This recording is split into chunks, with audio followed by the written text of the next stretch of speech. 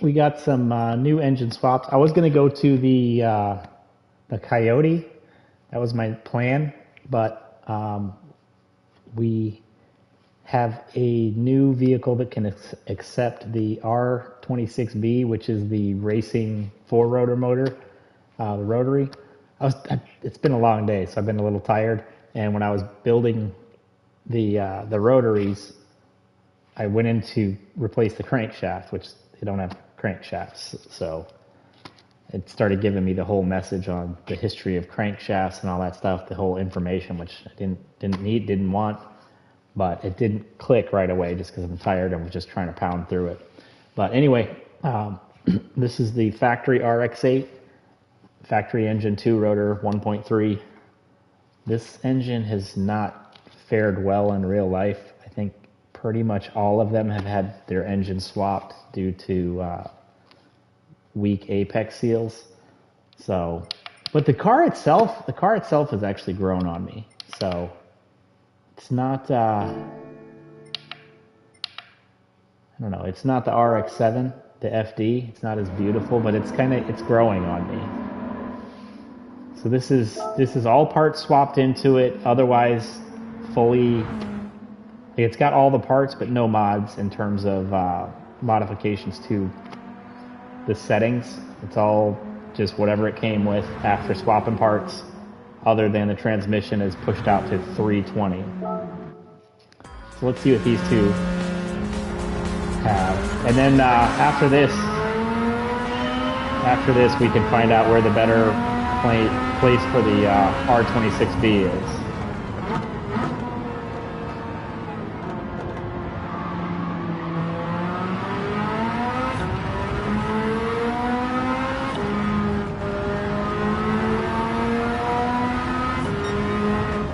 This car actually feels, I don't know, it feels big just from the cockpit view.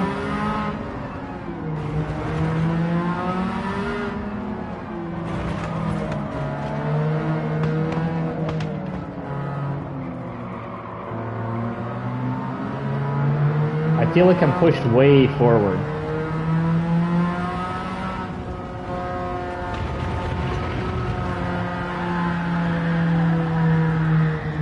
That was nice.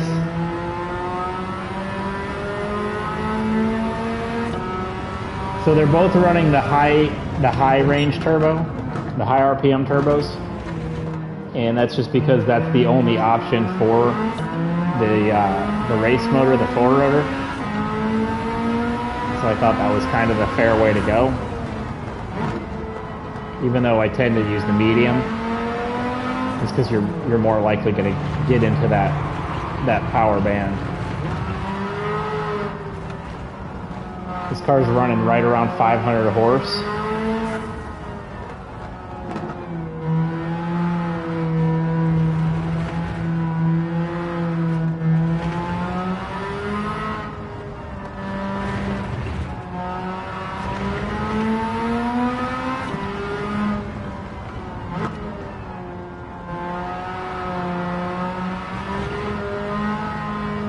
I think in terms of the game mechanics, the two cars, the RX-7 and the RX-8 will have basically the same engine, especially because you're able to swap a turbo into it right away, and I don't think anyone's going to avoid putting a turbo on this car.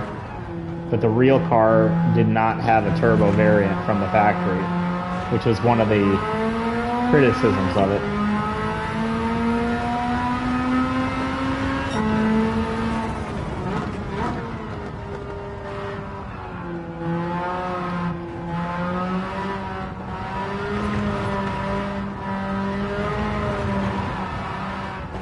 This thing like wants to drift. It's kind of fun to drive.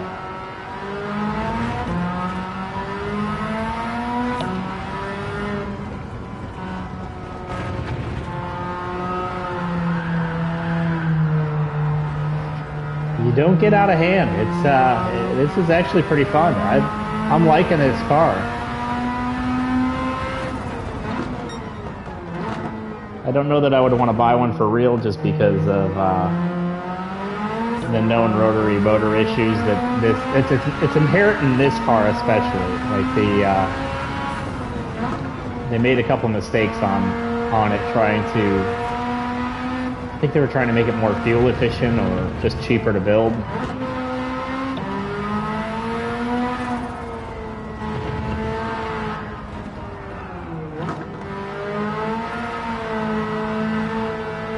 Like, I'm not a drifter, and I'm able to get this car sliding through the corner pretty nicely.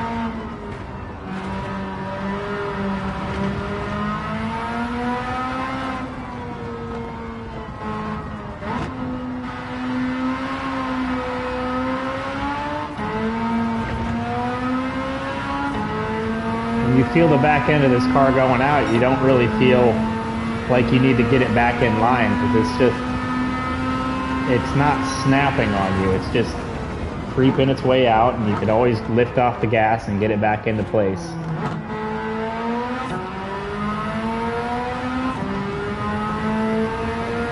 If I remember correctly, I'm thinking we're going to probably double the horsepower on this thing.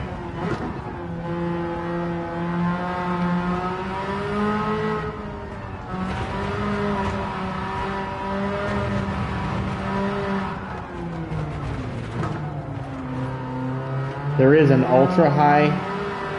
Actually, I don't know if the ultra high turbo will mount to this. It's available in one of the parts roulette things. So, oh Lord, stepped out there. So in the roulette, one of the options is one of the prizes for parts is the ultra high turbo for the RX7. I never thought to even look to see if it works in the RX8 or the previous generation, but I know it works in the Miata if you have the RB or the R1.3 swapped into it. Oh Lord! Now that wasn't too bad, because that was stepping into the grass. I don't think we're going to do a 157 here, so that's kind of our time to beat on the next car.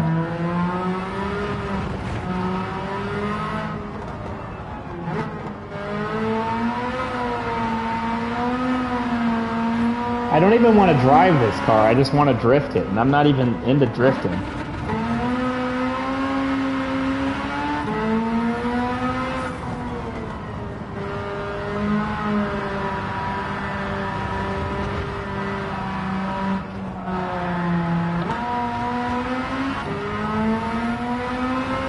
You just got like this angry box of hornets you keep shaking up as you need horsepower. I'm pretty happy with that. That's going to be hard to beat. And I'm sure it will. I mean, the more power is hard to shy away from either. So we'll hop in, take a look at the power curve real quick. Let's see what we're dealing with here. And I already looked at this one. It's pretty linear. It's not too bad. Not a whole lot of. It's not real flat, but it's moving up steady. Like, you don't have a lot of area under the graph. It's something where you're dealing with like that peak power, but it's a rotary and it's high range turbo, so it's kind of expected. So 489 in the horsepower, so like we'll say 500 horse and right around 300 torque. We have a weight of 2321, and you can see there where it's gradually building. It's not, you don't have like a turbo surge, which is nice. So it felt good. Nice car. Let's take a quick look here and see what we're dealing with on the four rotor. And you can see the displacement, it's taking that rotor and adding a fourth one. If you saw the other one, it was 654 times 2. So this one is adding, I think we added a little over 100 pounds. I mean, we're doubling the engine. almost 1,000 horsepower and not, I mean, it's almost double the torque, but not quite. This one, the only option is that high RPM turbo. You can't do the medium, but you can see it's flatter. It's a flatter curve. It still doesn't look peaky. So I don't think we're going to run into a big problem with this car. It's just going to be quick. Like, you're not going to necessarily need to go flooring it. And if it feels anywhere near as balanced, this might give the RX-7 a run for its money. I mean, it felt really good. Part of that may be because this is the 1.2 update. So the RX-7 was tested in the previous iteration. So I don't know that it's going to feel the same anyway. So we'll see that on the engine comparison. We'll take the RX-7 against the RX-8 and see what it does.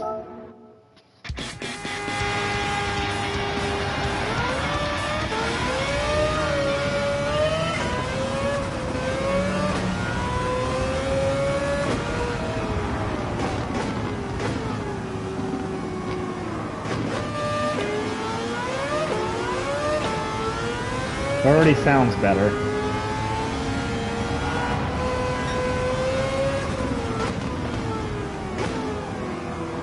Feels a little bit like it's pushing.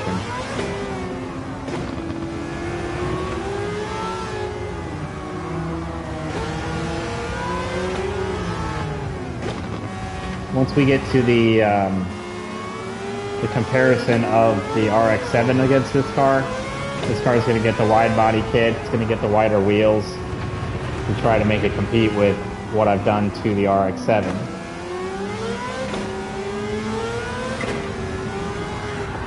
Ooh, yeah, it's way quicker to step out.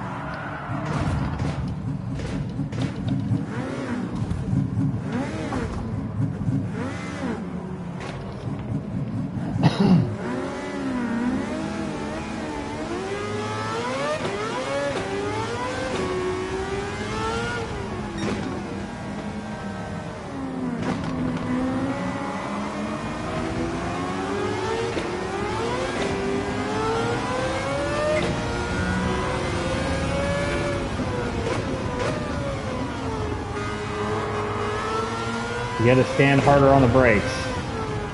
This thing's at a different speed by the... Oh, here's our twin.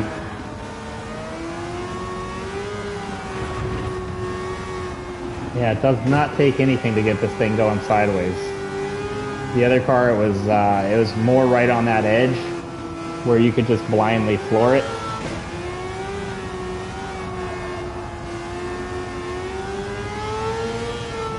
This, you have to have a lot more throttle control.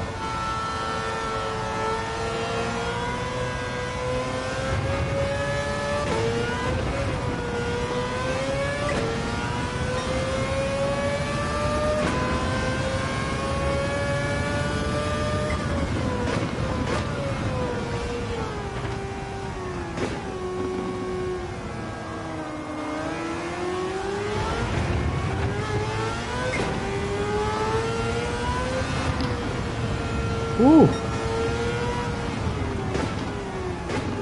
Yeah, whereas the factory motor, you're not really getting scared by it. Like, it doesn't get on you to where you feel like you're gonna get out of control. This one's a different creature. Like, it's when that turbo kicks in, it'll bite you.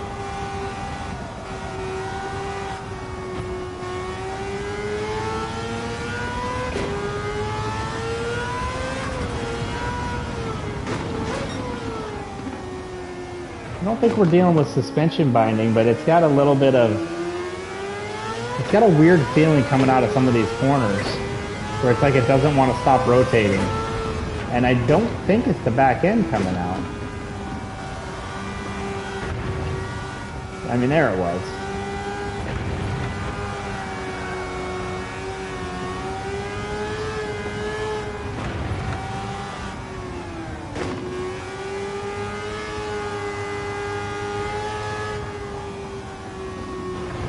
Maybe that's what it is.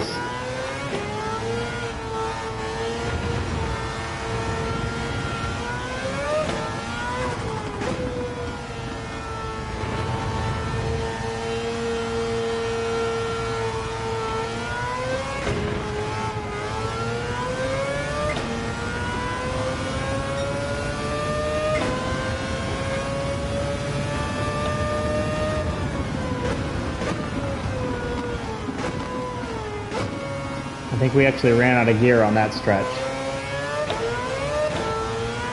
Not enough to affect the time.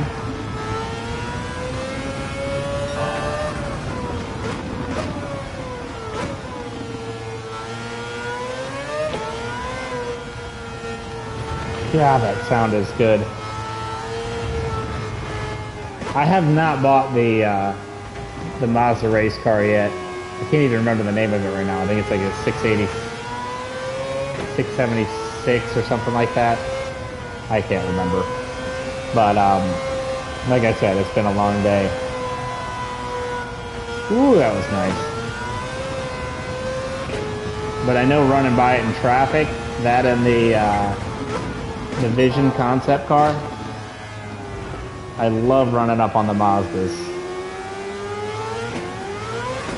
And without having it in my garage, this is kind of as close as I can get right now. This and the RX-7.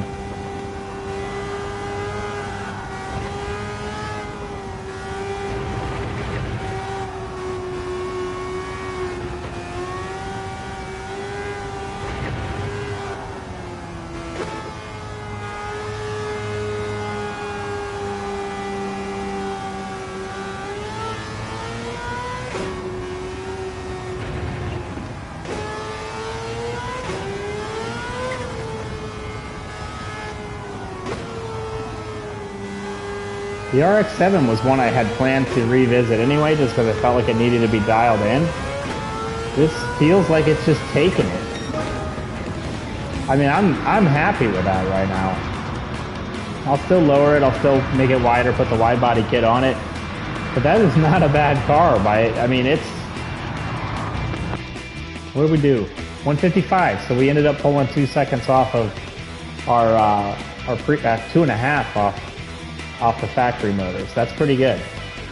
So I'm going to go ahead and try to get these two set up, and I might even come back tonight and run the RX-7 against the RX-8. We're at a 606 total, so that's with a wreck, but I don't know. I think this might be the better car. We'll find out. Take care. Have a good night.